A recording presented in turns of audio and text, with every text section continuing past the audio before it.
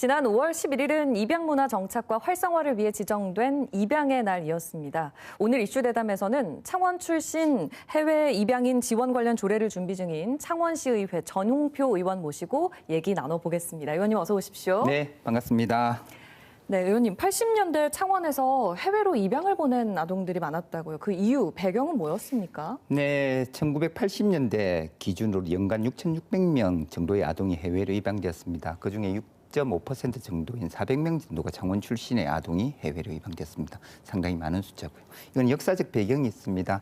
1950년대에 발생한 6.25 전쟁 발발 이후 최고의 격전지가 저희 창원 지역이었습니다. 그리고 창원에서 발생했던 전쟁 고아가 많았습니다. 그래서 1953년부터 전쟁 고아가 해외로 입양되기 시작했고요.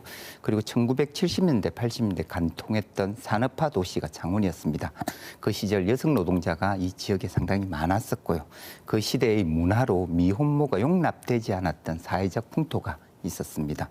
미혼모 입장에서 출산되었던 아이들은 상당수가 해외로 입양 가게 되었습니다. 네, 그 당시에 그 사회적인 분위기도 무시를 못하겠군요. 그런데 뿌리를 찾기 위해 창원에 방문하는 해외 입양인들이 친부모를 찾는 과정에서 많은 어려움을 겪고 있다고요? 네, 연간 많은 분들이 해외 입양인들이 고향을 찾아서 뿌리를 찾기 위해서 지금 돌아오고 있습니다. 근데 그분들은 언어가 이미 한국어를 습득하지 못했던 겁니다. 그래서 언어적인 장벽이 있고요. 그리고 그 시절 1970년대 이전에 서류의 보관 상태가 좋지 않습니다. 그리고 입양하게 됐던 그 배경이나 그 서류가 없이 입양됐으니 사람이 찾기 힘든 겁니다. 그리고 관공서의 문턱을 넘기도 힘듭니다. 일반 한국 사람도 관공서를 찾아가고 부서를 찾기가 어려운데 말 안 통하는 해외 입양인들이 관공서에서 이렇게 서류를 찾는다는 행정적인 업무를 본다는 것은 상당히 어려운 난관으로 봉착하고 있습니다. 그렇군요. 최근에 벨기에 해외 입양인 두 분이 창원을 찾아서 기자회견도 진행을 하셨잖아요. 네, 1996년부터 이분은 찾기 시작했습니다. 1970년 초반에 해외로 벨기에로 입양됐던 두 분인데요. 박산호 씨는 1996년부터 30년간 매해 한국을 방문해서 부모를 찾고 있습니다.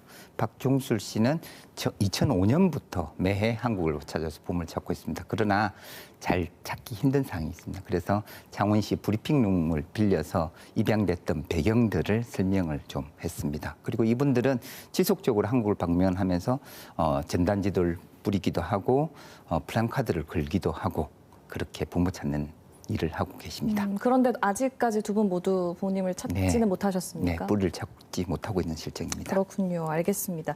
이런 여러 가지 당면한 어려움들을 해결하고 창원 출신 국외 입양인들을 지원하는 관련 조례를 추진하고 계세요. 어떤 내용 담겨 있는지 자세히 소개 부탁드립니다. 네, 이 조례에서는 국외 입양이 들어왔을 때 통역이 문제입니다. 어떤 내용을 하는지. 그리고 모든 서류가 한국어로 되어 있지 않습니까? 그걸 번역하는 거.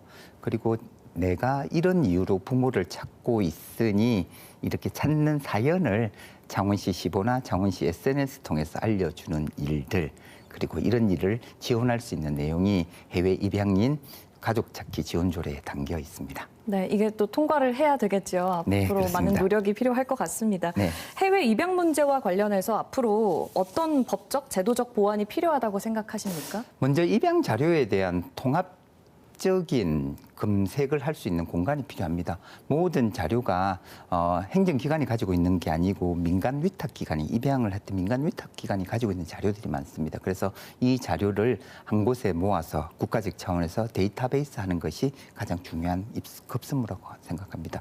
그리고 이분들은 생물학적 출생지는 대한민국이지만 이미 국적이 외국으로 되어 있기 때문에 국내법에서 지원할 수 있는 한계를 가지고 있습니다. 그래서 이런 법적인 제도 마련이 시급히 필요한 사항입니다. 네, 나의 뿌리를 찾는 일 어려움이 없었으면 좋겠습니다. 그렇습니다. 예, 오늘 말씀 여기까지 듣겠습니다. 네. 말씀 잘 들었습니다. 고맙습니다.